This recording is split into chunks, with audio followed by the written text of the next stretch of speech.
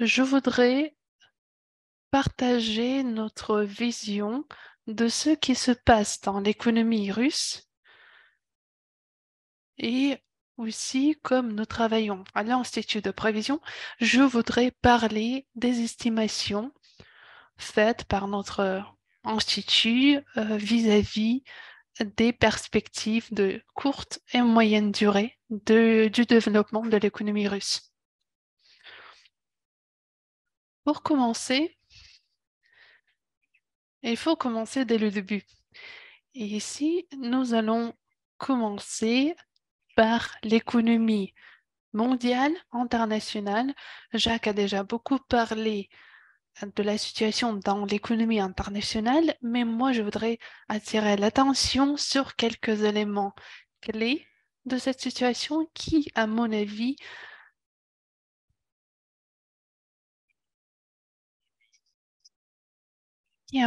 démontrent cette situation assez complexe qui s'est établie dans l'économie mondiale et dans le commerce mondial. Mais tout d'abord, si nous parlons du commerce international, bien sûr, après la fin de la crise COVID-19, ce commerce a généralement repris sa croissance. Les tendances de l'économie internationale, on l'appelait la course à la demande. Quand la croissance de la demande surpassait toujours la croissance de l'offre. Mais vers mai 2021, nous voyons les indicateurs des exportations mondiales dépasser les indicateurs d'avant la crise. Mais plus tard, nous voyons ce que vous voyez à droite sur ce graphique, ce rétablissement de la croissance des exportations internationales se sont ralentis, sont arrêtés. Mais si nous regardons les situations sur les principaux marchés de biens, la croissance des prix a produit certains problèmes dans les plus grandes économies du monde, mais cette croissance des prix a peu à peu cédé la place à la stagnation. Ainsi, d'une part, nous voyons la stagnation des exportations et d'autre part, nous voyons la mobilisation sur les marchés de biens principaux. Si l'on devait parler de notre vision de la situation dans l'économie mondiale avant les, avant les événements de début de cette année et après ces événements, nous avons l'impression que la situation dans l'économie mondiale est produite par plusieurs raisons. D'une part, c'est la crise qu'il y avait avant et qui a poussé les gouvernements à donner des aides anti-crise énormes qui ont bien sûr donné un impact au prix qu'on a vu dans presque toutes les grandes économies du monde. Les banques centrales n'ont pas, quant à elles, restreint leur politique monétaire et on pourrait interpréter la position des autorités financières mondiales comme un effort, une tentative de sortir sur un niveau, nouveau, nouveau niveau en équilibrant l'offre et la demande sur les marchés globaux. Nous voyons la première stabilisation qui arrive en été 2021. C'est le moment où la situation commence à se normaliser. L'économie avait déjà aurait déjà un taux de croissance important. Les prix auraient une tendance à la baisse. Mais malheureusement, pour cette logique, les événements du printemps de cette année ont été assez importants. Nous avons eu une montée importante des prix et par conséquent des restrictions des politiques monétaires et des prix qui montent. Ainsi, nous avons des conditions pour ralentir la croissance de l'économie mondiale.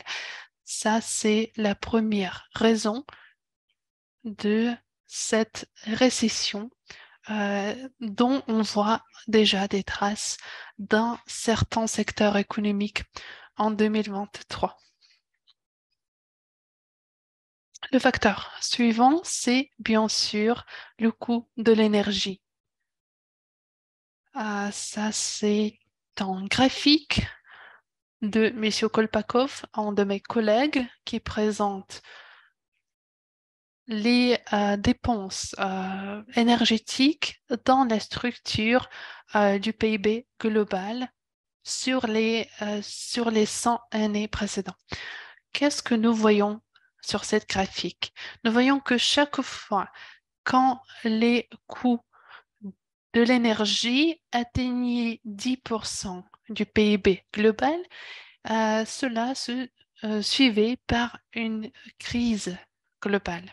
Ça veut dire que l'économie mondiale ne peut pas fonctionner bien dans un contexte où les prix de l'énergie sont très hauts.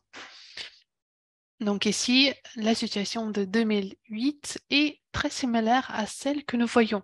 Aujourd'hui, nous voyons les coûts de l'énergie atteindre autour de 13% du PIB et bien sûr, ces dépenses énergétiques ne peuvent pas aller avec une croissance économique.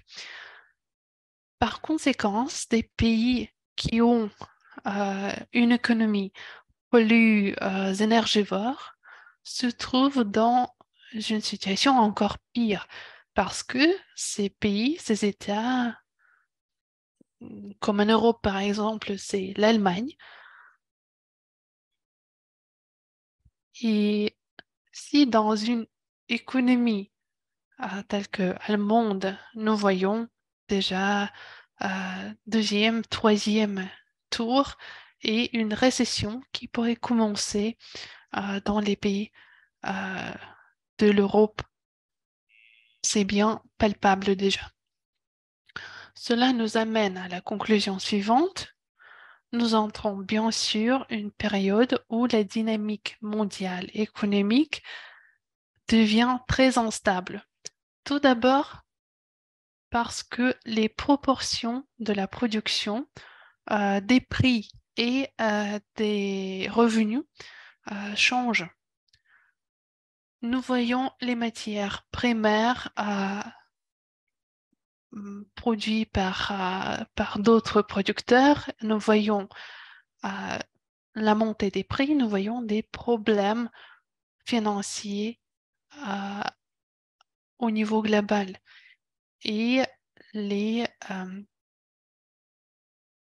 la stabilité n'est pas la même qu'on voyait au début de cette année. Cela veut dire que euh, le point de vue des investisseurs d'État et des investisseurs privés change. Tout cela aggrave encore plus la situation. Il est clair que ces risques, des risques liés à une récession économique mondiale sont les plus importants pour l'économie russe.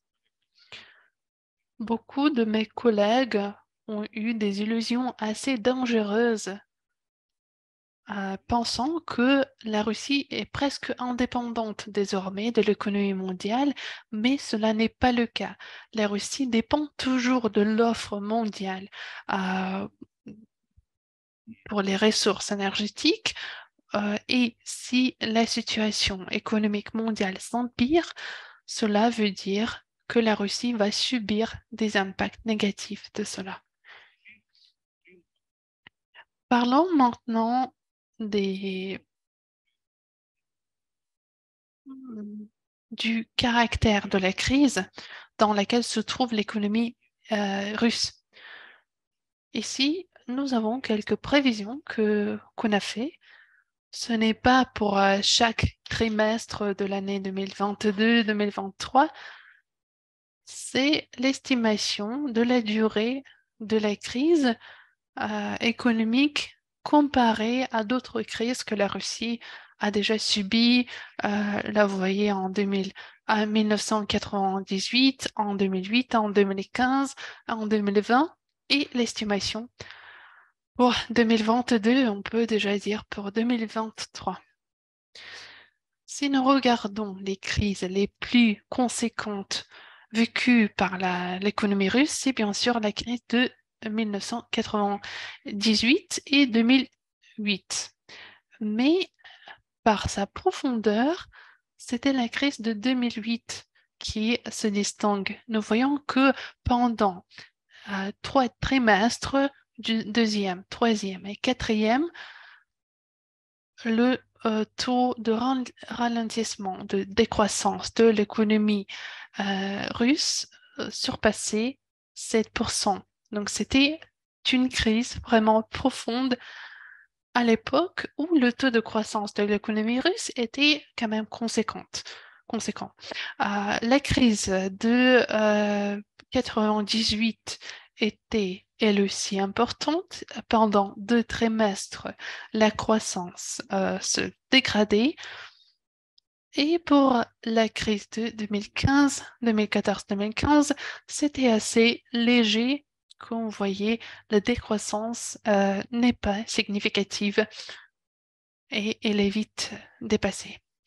Et en parlant de la crise suivante, euh, la dernière qu'on a vécue, les dynamiques négatives se poursuivaient pendant les 3 trimestres, mais après, l'économie s'est rétablie. Qu'est-ce que nous voyons à l'heure actuelle? Hmm, Nous devons constater que cette crise que vit l'économie russe sera peut-être la plus longue de toutes les crises qui sont présentées sur ce diapositive. Bien que sur ce même graphique, nous voyons que au 6e trimestre, depuis le début de la crise, on verra des traces de rétablissement pour passer ensuite à la croissance. La profondeur de cette crise est plus petite que de la crise précédente, mais elle est comparable. Et nous voyons bien que le stade aigu se caractérise par des taux de décroissance plus importants. Cela correspond au troisième et quatrième trimestre de 2022 et le premier trimestre de 2023. Quel est le problème lié à des crises plus longues pour l'économie russe? Le problème consiste à ce que les entreprises, une partie de la population, se sont habituées à des dynamiques négatives, mais sur des durées plus courtes.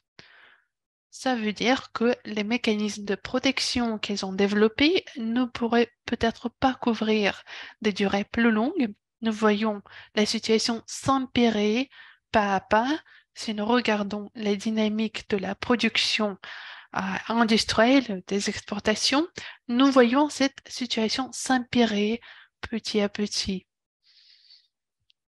Cela témoigne d'une part de l'entrée lente de la crise dans la crise et de la sortie lente également, mais cela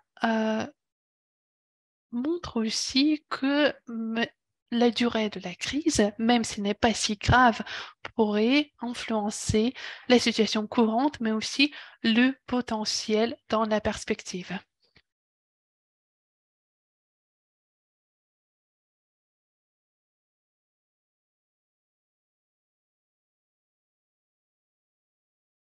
Alors, la situation que nous voyons à l'heure actuelle,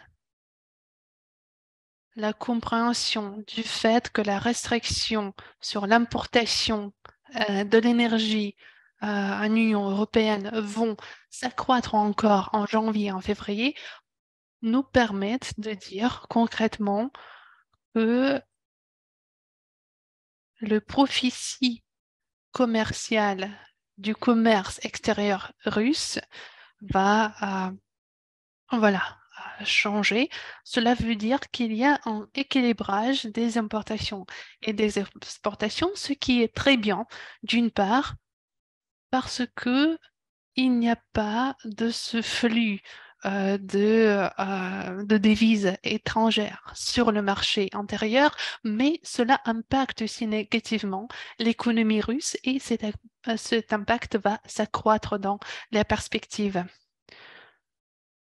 Comme nous savons bien, un des résultats principaux de cette pression de sanctions double où, d'une part, nous ne pouvons pas utiliser nos revenus en devises étrangères et que, d'autre part, nous voyons les importations de l'énergie de la Russie, donc de l'achat de l'énergie russe restreinte, cela a fortifié le rouble dans la première perspective. L'accroissement des réserves, l'achat des produits étrangers et bien d'autres facteurs influencent le taux d'échange de rouble. On l'avait déclaré libre, mais en effet, avant, il était contrôlé par des règles budgétaires. Il a été euh, garder un niveau abaissé, ce qui était profitable pour les exportateurs et pour le budget russe. Alors maintenant, il n'y a presque plus de contrôle sur le taux d'échange et le seul peut-être facteur qui permet de faire cela, c'est le changement du taux directeur. Mais le cycle lié à ce changement du taux directeur est presque terminé et l'élasticité donnée par ce cycle est presque épuisée. Cela veut dire que la normalisation du balance de paiement grâce à un rétablissement progressif des importations pourrait naturellement influencer le taux d'échange de rouble au niveau de 70 et quelques roubles par euro en 2023. Cette normalisation de taux d'échange proposée par la Banque centrale et par le ministre des Finances pourrait se passer comme la conséquence des causes naturelles. En parlant de l'industrie russe, sur ce diapositive, vous voyez que la situation dans l'économie et dans l'industrie s'empire lentement. Et nous voyons les directions de ces dégradations. Dans la partie gauche du diapositive, nous voyons la contribution dans les dynamiques industrielles en janvier-septembre. Nous voyons ici que le facteur clé qui assurait les dynamiques positives de production industrielle dans les premiers 3 trimestres de 2021, c'était c'était les ressources naturelles et leur production. Alors que, en général, la production industrielle se trouvait dans la zone positive. Les pires directions, c'était la production des moyens de transport, le départ des grandes entreprises du marché russe influencées sur ça, et cette contribution négative était similaire. Voilà la contribution positive en sa valeur. Mais si nous regardons la situation en automne, septembre 2022, par rapport au septembre 2021, nous voyons que le nombre des cas positifs se diminue de manière significative. En plus, le secteur qui répondait à les dynamiques positives de l'année précédente devient un secteur dont l'impact négatif à la production industrielle était est similaire au secteur de production des moyens de transport. Donc, la production de ressources naturelles passe à ce stade. Elles sont comparables en valeur de leur impact négatif. Nous voyons que progressivement, cette crise devient totale et couvre la plus grande partie des filières, des branches industrielles, c'est la production alimentaire, pharmaceutique et d'autres types d'activités. Là où les le remplacement des importations ne peut pas se passer vite, ou là où la Russie a son potentiel industriel qui peut être utilisé. Alors, en parlant du budget, dans les conditions que je viens de décrire, la Russie dispose d'un budget en prophétie.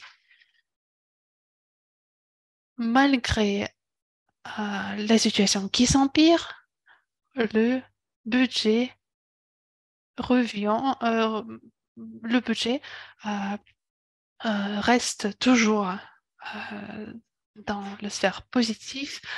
Euh, Suivant les résultats de l'année, nous croyons que cela va passer quand même au négatif, mais la question reste ouverte.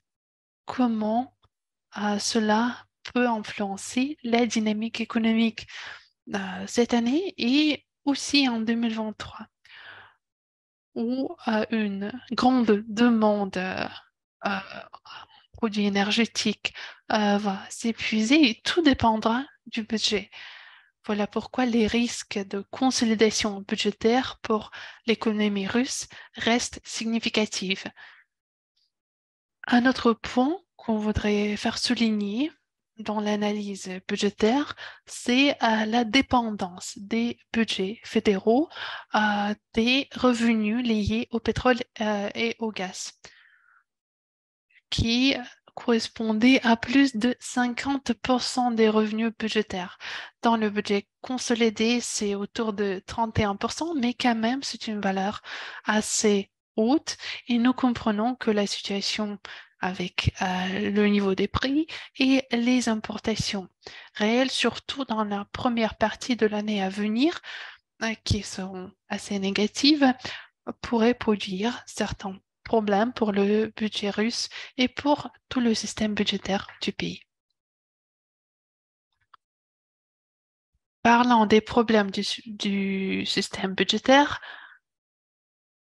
le moyen principal, c'est le fait que la préservation de la logique budgétaire dans la situation courante n'est plus possible, ce qui est tout à fait logique parce que si l'économie veut croître et se développer, même dans le cadre des restrictions actuelles, cela n'est pas possible sans un déficit du budget. Parce que les dépenses que soutiendra l'économie russe pour se reconvertir, pour s'adapter, ces dépenses ne peuvent pas être faites seulement grâce aux moyens du secteur privé. Cela veut dire que l'État doit prendre sa part des responsabilités liées à la sécurité. Ce sont aussi des questions de développement de l'infrastructure énergétique et de transport. Tout cela est très coûteux. Financer cela par des dépenses courantes du budget voudrait dire créer un conflit entre l'idée d'attendre la stabilité sociale et le développement économique et la sécurité économique. Voilà pourquoi le fait de déplacer ces dépenses liées à la restructuration de l'économie hors du budget pourrait permettrait de résoudre effectivement cette tâche. En même temps, il est très important de bien tracer les frontières, le volume de ce déficit. Nous savons bien que l'économie russe a un niveau assez limité de dette antérieure, de dette tout court, et un déficit de 2-3%, moi je dirais 3% du PIB pendant la période d'adaptation à la situation courante, donc à l'horizon de 2025-2026, c'est tout à fait adapté et ce déficit pourrait être alimenté par des crédits intérieurs. Des problèmes qui sont liés à ça. En premier lieu, l'inflation. Si le crédit antérieur national va s'accroître pour financer le déficit, cela diminue l'efficacité de ce mécanisme de financement budgétaire. Et dans le cadre de l'inflation que nous témoignons aujourd'hui, l'État essaie de contrôler cela, ce qui est tout à fait logique. Voilà pourquoi nos estimations pour l'année prochaine, avec les restrictions en place sur la demande, nous verrons l'inflation de 5 à 7%. Ce niveau d'inflation permet déjà de faire financer le déficit par les crédits nationaux antérieurs. Les 3% du PIB avec un volume du PIB de 160 trillions de roubles, voilà, on peut calculer, chacun peut calculer le niveau de ses revenus cela sera assez pour financer des dépenses liées à la restructuration de l'économie. En même temps, nous comprenons bien que la plus grande partie des dépenses liées à l'adaptation de l'économie aux nouvelles conditions devrait être supportée par les entreprises. Et ici, il est question des crédits réguliers, crédits d'investissement qui devraient se passer dans le secteur du marché avec les banques, avec les institutions de développement, les instituts de développement. Et ici, nous parlons de substitution aux importations, au développement de nouveaux secteurs économiques, et nous comprenons que voilà, la poussée initiale qui a été faite ne pourrait pas être suffisante. Il faut se tourner vers la sphère bancaire qui devrait adapter ses mécanismes, ses moyens pour financer tout cela. Alors, une question, est-ce qu'il faut atténuer la politique monétaire? Est-ce qu'il faut que la Banque centrale fasse quelque chose? Non, tout cela n'est pas nécessaire. À notre avis, la chose la plus importante, c'est pour l'État de comprendre bien, d'avoir une idée logique de comment l'économie serait modernisée et de comment nous pourrons vivre dans ces nouvelles conditions. Je pense que cela permettrait au secteur bancaire d'utiliser tous les mécanismes de croissance économique qui existent déjà. Et il y a aussi des ressources financières qui sont suffisantes pour financer ces changements. Alors, si la politique budgétaire a un rôle important euh, dans le cycle général, je pense que dans la situation actuelle, son rôle est assez neutre. Ça veut dire qu'elle est prête à réaliser n'importe quelle dynamique économique avec les instruments, avec les mécanismes qui existent déjà. Un élément important, les revenus de la population. Il est connu que depuis 2013, les revenus réels monétaires ont diminué de 10%. Et nous sommes dans une situation où, même avant les événements du printemps de cette année, nous voyons une dynamique négative des revenus réels de la population. Il y avait une montée économique à un moment donné, mais en même temps, les revenus réels n'ont pas augmenté. C'était à la fin de 2021, mais au début de 2022, avec l'économie en diminution, ces revenus ont encore plus diminué. Voilà, il y a eu des retardements euh, euh, des, des paiements dans le secteur budgétaire. Dans le deuxième trimestre, la chute des revenus réels a été moins conséquente.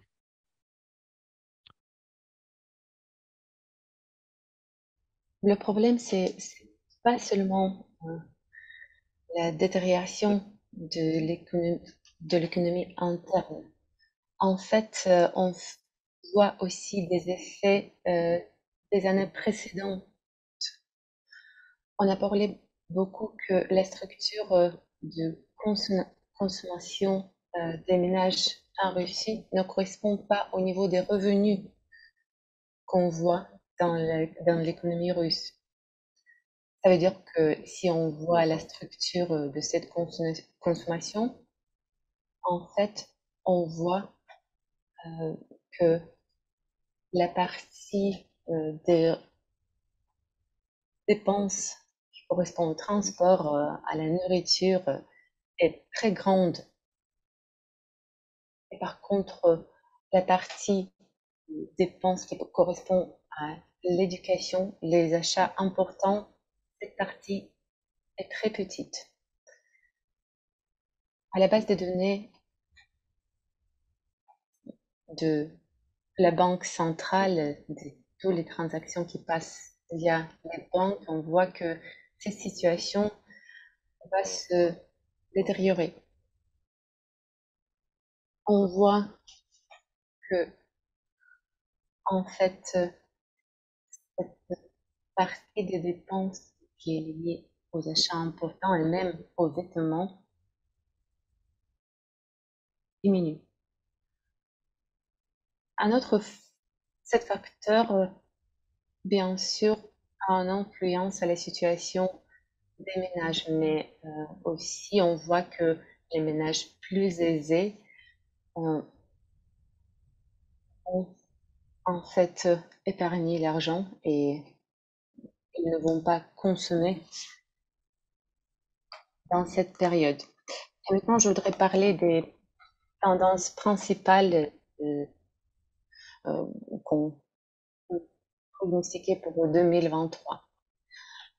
Ma première point, en fait, correspond à ce que présenté par Jacques, le ralentissement de l'économie et du commerce mondial. Et tout cela va mener à la régionalisation du commerce mondial.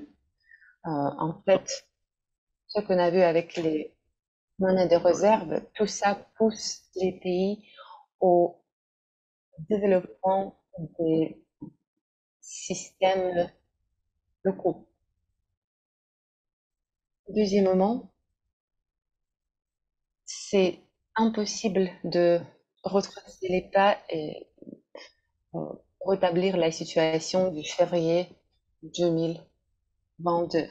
Même si l'Allemagne décide de euh, résumer la consommation qu'elle avait avant février 2022, cela ne sera pas possible parce que Nord Stream n'existe plus. On peut en fait fixer euh, le gazoduc, mais la situation ne peut pas revenir en arrière. Donc, on voit que les avoirs principaux sont différents et c'est très difficile de vraiment revenir en arrière. Ça veut dire que tous les, toutes les interconnexions dans l'économie mondiale vont être transformées.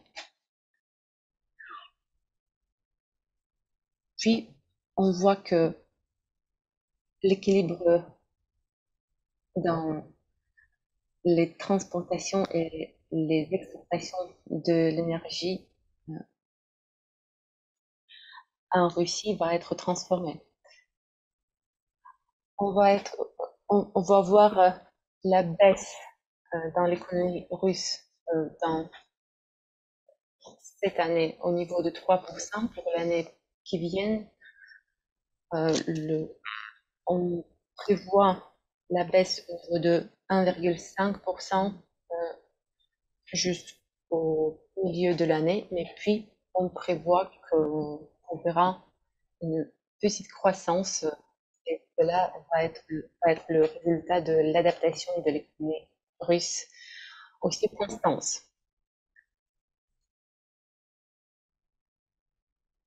Ça veut dire qu'on va transformer notre balance euh, entre le prix et les productions et cela va définir la croissance économique et le rétablissement de l'économie premièrement. On voit que même avant, on avait la tendance de la diminution euh, de l'influence des matières premières dans l'économie russe, mais puis on va développer cette tendance.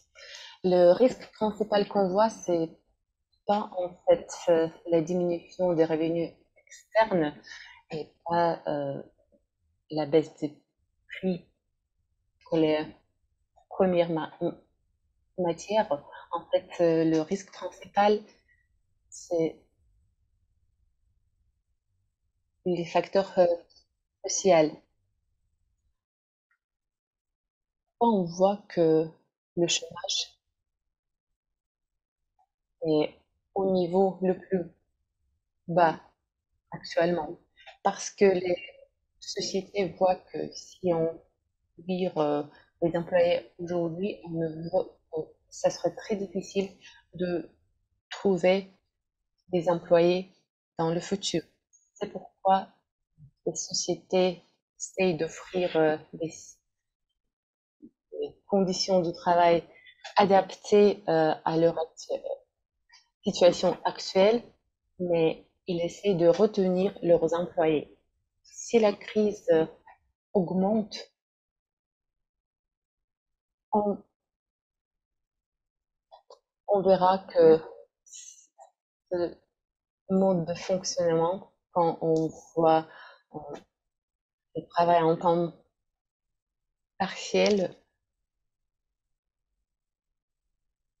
cette, ce genre de mesure va être diminué.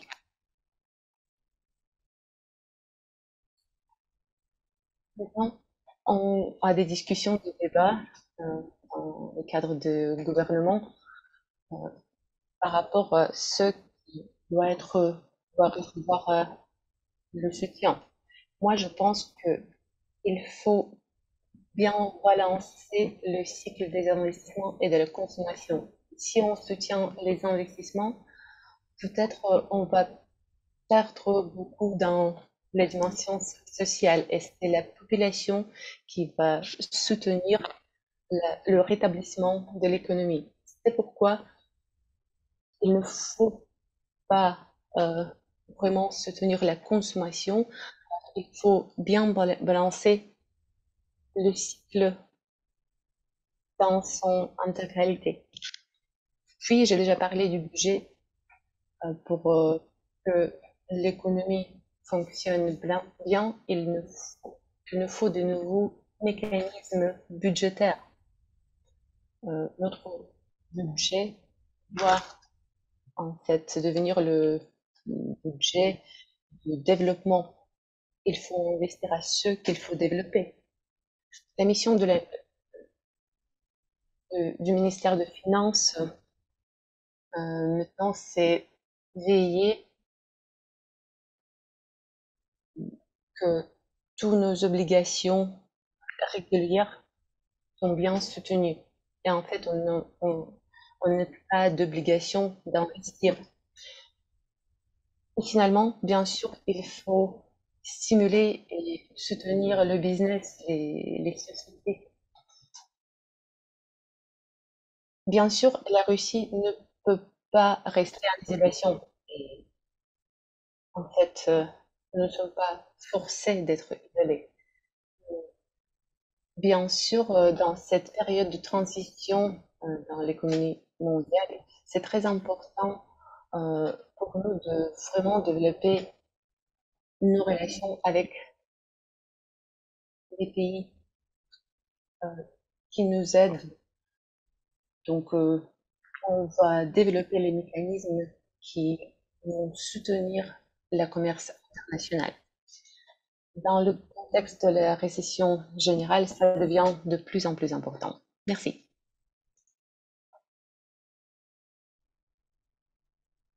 Merci Alexandre. Je pense que, en fait, votre dernier point fait un très bon pont euh, au discours qu'on va écouter juste après la pause café. Oui, rapidement, une petite question. Alexandre, tu nous as donné les données, comme on appelle en français, en glissement, donc d'un trimestre sur le trimestre de l'année précédente. Est-ce que tu pourrais donner les données en volume? Parce que les données en glissement posent toujours la question de savoir s'il n'y a pas un gros effet de base, enfin ce qu'on appelle en français un effet de base. Si l'année précédente a connu une très forte augmentation, une baisse en glissement peut ne pas être très significative en réalité.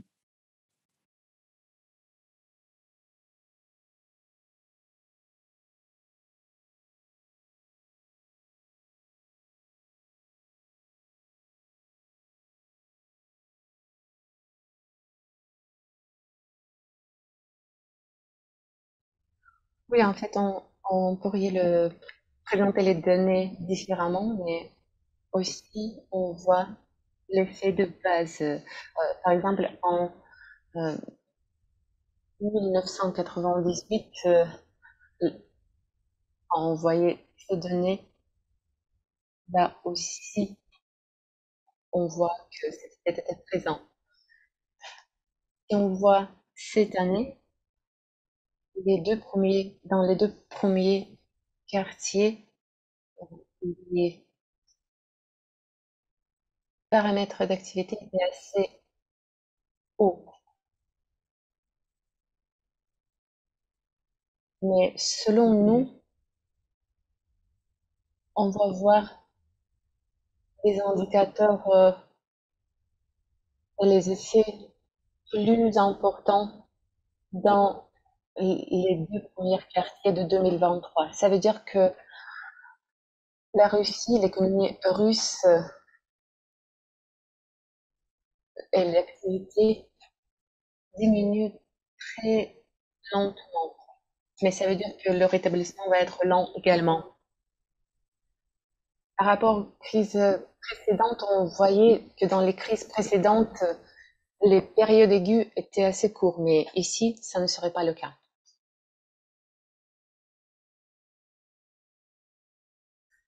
Très rapidement, sur le financement du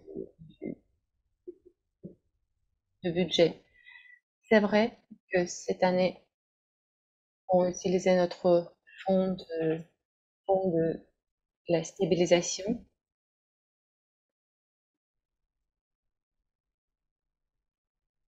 mais en même temps, ce financement n'était pas une émission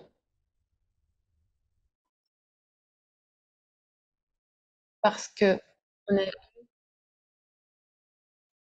que le bilan était positif. finalement. Mais la semaine précédente a vu un placement important de la dette publique. On avait plusieurs tranches, mais totalement, le placement était au niveau de 800 milliards. En même temps, on a déjà trouvé des mécanismes de la stabilisation. En fait, on a utilisé des différents mécanismes de financement, ce qu'on a vu dans la semaine précédente, les actions de la banque n'ont pas envie de financer l'économie. Ils achètent des titres avec les revenus garantis, vu l'idée excessive qu'ils voient sur le marché. Je peux juste aider qu'on a déjà eu des expériences similaires.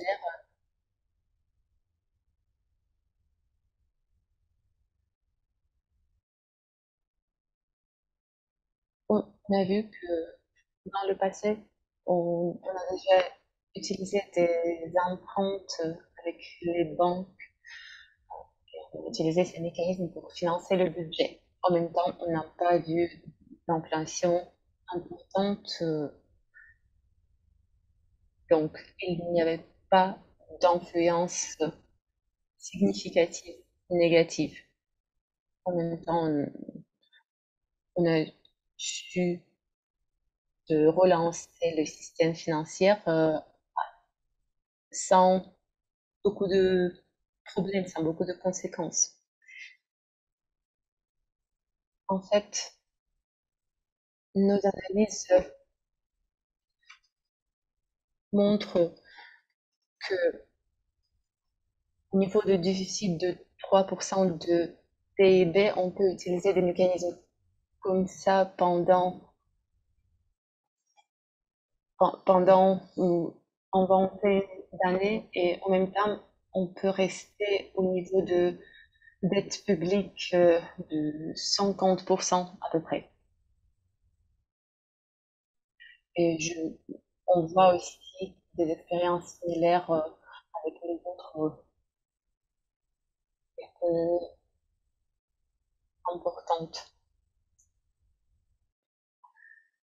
En fait, une autre question, c'est comment on va utiliser les réserves de fonds de stabilisation qui ont été gelées par certains pays accidentaux. Mais en fait, il n'y a pas de différence où les avoirs d'argent est gelé. En fait, les réserves sont toujours appartiennent à la Russie. Et ça veut dire qu'on peut toujours vendre les titres supportés par ces réserves. Et c'est pas vraiment de l'importance si cet argent, ces réserves sont gelées ou pas. Les mécanismes travaillent toujours.